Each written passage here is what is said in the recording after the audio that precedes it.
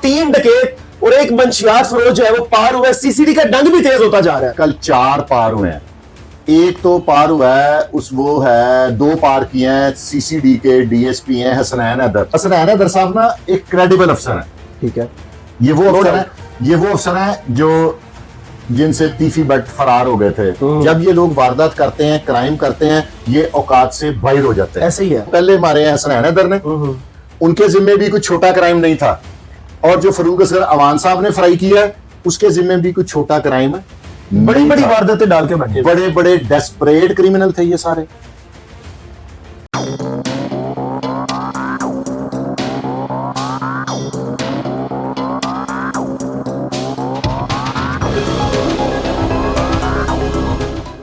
अस्सलाम वालेकुम नाजरीन, मैं हूं आपका मेजबान उमर बलोच। नाजरीन, सीसीडी का दौर है, लेकिन फिर भी कुछ बेवकूफ ऐसे अहमक लोग हैं जो डकैतियां भी कर रहे हैं और लोगों को जो है वो नुकसान पहुंचाने की कोशिश भी कर रहे हैं। कल रात को 3 डकैत और एक मंशियात फरोश जो है वो पार हुआ है। सीसीडी का डंग भी तेज होता जा रहा है। जहां से जो क्रिमिनल लोग हैं वो क्राइम करने की सोच में उनके तेजी आती जा रही है, तो वहां पे हमारी सीसीडी का जो डंग है वो भी जनाब तेज होता जा रहा है। फुरकान शाह साहब मेरे साथ मौजूद हैं, इनसे जानेंगे कि कल आखिर क्या हुआ है। वो 3 डकैत और एक मंशियात फरोश कहां पे पार हुए, उनके क्या क्या कारनामे थे। अस्सलाम वालेकुम जी। वालेकुम अस्सलाम। शाह जी, क्या हाल है? ठीक है, अल्लाह का शुक्र, अल्लाह का करम। शाह जी, सीसीडी तो माशाल्लाह चौथा 5वां गेयर लगा हुआ है। लगना चाहिए, आप बताएं, लगना नहीं चाहिए। ये जो रेस्टोरेंट वाली डकैती वाले थे, ये गेयर लगाने वाले थे कि नहीं? ये थे, बिल्कुल थे। अब जो कल रात को हुए ना, कल 4 पार हुए हैं, एक तो पार हुआ है वो है 2 पार किए हैं सीसीडी के डीएसपी हैं Hasnain Haider. CCD model town, क्या दबंग अफसर है, दबंग अफसर है, ठीक है। ये उन्होंने 2 को पार कर दिया, और ये बड़े ही डेस्परेट डाकू नहीं होते, वो थे। और इन्होंने, अब सीसीडी का ये प्रॉब्लम है कि सीसीडी ना अपनी इंफॉर्मेशन देती है, बिल्कुल। मैं इसलिए किसी अफसर को फोन ही नहीं करता। उनकी एक पॉलिसी है ना, एक बंदे, हम समझदार लोग हैं, हमें पता है कि एक इदारे की पॉलिसी है, हम उनको क्यों मजबूर करें। फिर हम भी जर्नलिज्म हमने भी करना है, हमें भी चाहिए, हमें इंफॉर्मेशन देनी है अपने व्यूवर्स को, तो फिर हमारी भी जिम्मेदारी है, हमने फिर खबर लेनी है। बिल्कुल। फिर जब हम खबर ले लेते हैं तो फिर हम चला देते हैं। हसनैन हैदर साहब ना एक क्रेडिबल अफसर है, ठीक है। ये वो अफसर है जो जिनसे तीफी बट फरार हो गए थे, रेंगियार खां में, ठीक है। और इनके खाते में बहुत ऐसे काम है कि जो मुर्रख किताब लिखने पे आएगा ना, तो वो किताब के सफ़े भर जाएंगे, मोटी किताब बन जाएगी, पर इनके कारनामे खत्म नहीं होंगे। जबरदस्त। और बहुत बड़े ये क्राइम फाइटर हैं, और होता ना कि एक जुनूनी एक्सट्रीमिस्ट, ये वो है, ये क्रिमिनल के लिए दिन रात एक करके ये और इनकी टीम बस क्रिमिनल्स के पीछे ही होते हैं। मैं जब से इन्हें जानता हूं, मैंने तब से जानता हूं, एक वक्त में ये एसएचओ गुलशन रावी थे, तब से हसनैन हैदर की ये क्वालिटी है कि वो क्राइम फाइटर ही रहे हैं।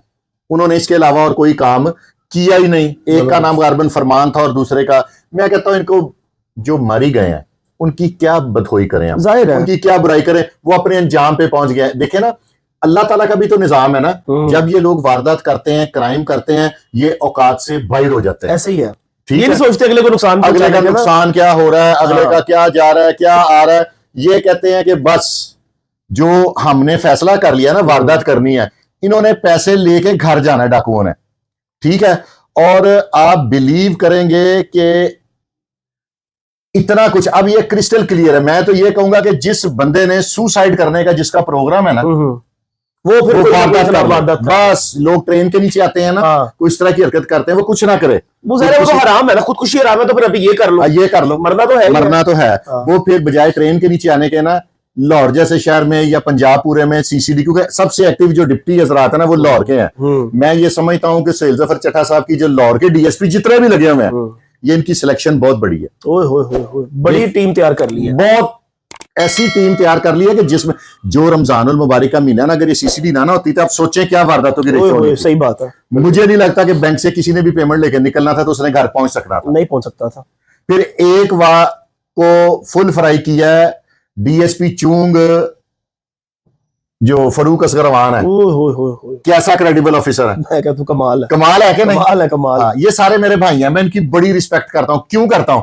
ये हमारे नई जनरेशन के फ्यूचर के लिए, हमारी सिक्योरिटी के लिए अपनी जान जोखिम में डाल रहे हैं। सही बात। अब देखे ना, ये फरूक असगर अवान साहब ने किया, और वो तकरीबन मोर देन 50 केसेस में मतलूब था, और सारी 395, 392, 365 और इस टाइप के क्राइम थे। उसके इन ये जितने जो 2 पहले मारे हैं हसनैन हैदर ने, उनके जिम्मे भी कुछ छोटा क्राइम नहीं था, और जो फरूक असगर अवान साहब ने फ्राई किया है उसके जिम्मे भी कुछ छोटा क्राइम है, बड़ी बड़ी वारदातें डाल के बैठे, बड़े बड़े डेस्परेट क्रिमिनल थे ये सारे।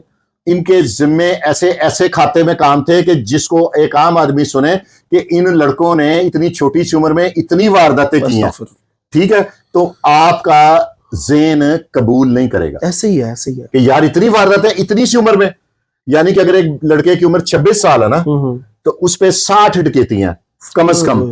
तो उसकी जब वो बालिग हुआ 15-16 साल की एज में बालिग होता है, तब से वो डकैतियां कर रहे हैं। यानी कि 9-10 साल की एज में आप एवरेज निकालें कि पर ईयर कितनी वारदात है उनके जिम्मे। और इतना टाइम मिला सुधरने का, लेकिन नहीं सुधरे ना। फिर अल्लाह ताला ने ये सीसीडी मरियम नवाज साहिबा को तो क्रेडिट जाता है, लेकिन ये असल क्रेडिट मेरे अल्लाह ताला को है। उसने ऐसे जो फिरौन बने हुए थे ना, उनके लिए ये अल्लाह ताला ने मरियम नवाज साहिबा के दिल में डाला, तो मरियम नवाज साहिबा ने सीसीडी बना दी है। ऐसे ही है।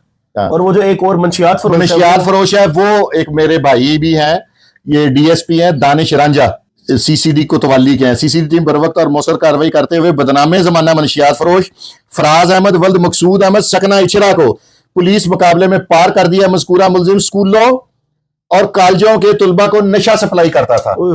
ये इन्होंने बड़ा नेकी का काम किया। ये दानिश रांझा ने ना सिर्फ इसको खत्म नहीं किया। अब इसमें ये होता है कि जो मनशियात फरोश को इन्होंने पार किया ना, ये माशरे की नई जनरेशन को सिक्योर किया। बिल्कुल, ये सिर्फ एक बंदा नहीं गया, ये कई इसकी अब ब्रांचें तबाह हो जाएंगी। मनशियात फरोश चेन इनकी हिल गई है, समझे। हाँ, तो ये सारा क्रेडिट सीसीडी को जाता है। आप ये सोचें, लोग कह रहे हैं सीसीडी ने 900 पार कर दिए, 1200 पार कर दिए। अगर ये सारे डाकू लाहौर के लगा लें, ये रमजान में होते तो फिर रमजान इस तरह इतना पूरा मन तो नहीं गुजर सकता। पूरा मन बैठ के कर सकते थे। हमने बाहर अपने दफ्तर को ताले लगवा के तो खुफिया अंदर प्रोग्राम करने थे, और महंगा मोबाइल लेके किसी ने नहीं निकलना था। इससे बड़ा मोबाइल किसी ने लेके नहीं निकलना था बाहर। सही बात है, ठीक है। यही मोबाइल यूज होना था, यही जो तो खैर यही यूज होना था। ये जो आईफोन वगैरह उठाई फिरते हैं ना, हमने वो लेके कभी नहीं जाना था। बिल्कुल। एक अपने व्यूवर्स को मैं नई इंफॉर्मेशन दे दूं। दे दे, ये तो अच्छी बात है, बताएं। आज रात को अल्लाह के घर उम्मीद है कि जो मनामा में जिन्होंने दौरान डकैती खतून की जान ली है ना, 4 डाकुओं ने, वो सीसीडी कैंट उनके बिल्कुल नजदीक पहुंच गई है, करीब चली गई है, और आज रात को मुमकिन है वो परवाज कर जाएंगे। और दूसरी जो कान्हा में जिन्होंने वारदात की थी, हाउस रॉबरी, आज रात वो भी पार हो जाएंगे। ये मैं अपने व्यूवर्स को एक नई कंफर्म कर रहे हैं, या बस आपको कह दिया सीसीडी पहुंच। मैंने ये जो थे रेस्टोरेंट वाले, इनके बारे में क्रिस्टल क्लियर कहा था कि ये 1 वीक के अंदर अंदर गिरफ्तार भी हो जाएंगे और मियानी साहब भी चले जाएंगे। तो ये पूरा वीक तो नहीं लगा, 72 घंटे लगे। ऐसा ही है, ठीक है। मियानी साहब भी पहुंच गए, गिरफ्तार भी हो गए। हालांकि उनका गिरफ्तार होना इम्पॉसिबल था, उनकी आइडेंटिटी कोई नहीं थी। वो नजर ही कुछ चेहरे पे मास्क थे, बिल्कुल ठीक हो गया। चेहरे पे इन्होंने मास्क चढ़ाए हुए थे, 1 to 5 का नंबर कोई नहीं था, और एक साइवाल का था, एक पत्तोकी का था, एक नारोवाल का था। शहर भी अलग अलग। और कैसे सीसीडी ने और पुलिस ने 72 घंटों में इकट्ठे भी कर लिए, फिर उनके साथी भी उन्हें छुड़ाने आ गए। और उनकी उम्रें भी बड़ी कम थी। देखे ना कि इसी उम्र में जानवर जितने भी अभी तक पार हुए हैं ना, ये कम उम्र के ही हो रहे हैं, और कम उम्र के लोगों को ये अकल नहीं आ रही। अब भी आज मैं देख रहा था कि मुख्तलिफ ग्रुप्स में खबरें आ रही थी कि ये भी डाका पड़ गया, वो भी डाका पड़ गया। आप मेरी बात को जरा गौर से सुनिए कि ये सारों का अंजाम देखने के बावजूद जो बंदा डकैती का प्लान कर रहा है, या लाहौर शहर जैसे शहर में इदारों को चैलेंज करने के मुतरादिफ है ना, वारदात करने, इदारों को चैलेंज किया कि यार असी कर लीजिए, ताकि करो जो होता तुसी कर लो। ठीक है। तो अब आप मुझे बताएं इनका क्या अंजाम होना चाहिए था? यही होना चाहिए था। और बाकी के शाह जी लास्ट में मैसेज क्या देंगे उस जनरेशन के लिए, उन लोगों के लिए जो अभी भी क्रिमिनल माइंड बना के बैठे हैं कि हम कुछ ना कुछ जनाब वारदात को डाल दें? जितने अब भी शूटर तबीयत नौजवान है, डकैती का प्लान बना के बैठे हुए हैं, इन सब से मेरी एक हम्बल सबमिशन है, खुदा के लिए अपनी फैमिली का सोचें।